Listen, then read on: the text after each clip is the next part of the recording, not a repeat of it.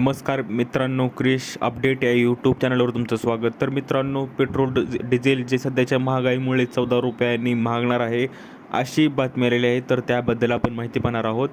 तर मित्रांनो, गेल्या आठवड्यात ज्या सलग झालेल्या दरवाढीमुळे आधीच होरपळणाऱ्या जे सर्वसामान्य नागरिक आहेत त्या इंधन दरवाढीचा आणखी एक मोठा फटका बसण्याची शक्यता आहे. आणि आगामी पेट्रोल आणि डिझेलच्या किमतीमध्ये प्रति लिटर 14 ते 15 रुपयेमध्ये वाढ होऊ शकते असे संकेत जे विश्लेषकांनी जे तज्ज्ञांनी दिलेले आहेत.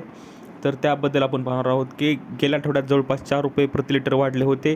तरी आता सध्या कंपन्यांना दररोज जे 750 कोटी रुपयांचा तोटा होत आहे.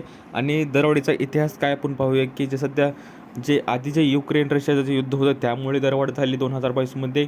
त्यात 11% वाढ झाली होती. आणि सध्या जे US आणि इराणचं जे युद्ध आहे त्या स्ट्रेट ऑफ हॉर्मुझमुळे ज्या तटबंदीमुळे जे अडचणी निर्माण होत आहेत त्यामुळे पेट्रोल आणि क्रूड ऑइलचे जे भाव वाढत असल्यामुळे भारतीय नागरिकांना जो दरवाढीचा फटका बसत आहे आणि महागाई त्यामुळे वाढत आहे.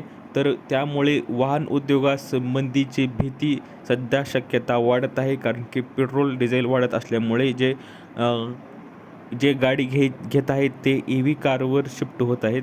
आणि महागाई वाढणार आणि तेलाच्या किमती अशाच उच्च पातळीवर राहिल्यास देशात चौफेर महागाई वाढू शकते. याचा थेट परिणाम ग्राहकांच्या बचतीवर आणि खर्च करण्याच्या क्षमतेवर होईल, ज्यामुळे बाजारातील एकूण मागणी घटण्याची शक्यता आहे. तर मित्रांनो, अशी ही अपडेट होती. आता यापुढे पाहूया की आपण क्रूड ऑइलचे भाव काय रेट असू शकतील, युद्ध संपेल का नाही, याविषयी सर्व अपडेट मी तुम्हाला लवकरात लवकर कळवेनच. तर अशाच अपडेटसाठी चॅनल सबस्क्राईब करायला विसरू नका, जेणेकरून सर्व लेटेस्ट अपडेट तुम्हाला लवकरात लवकर चॅनलवर मिळून जाईल.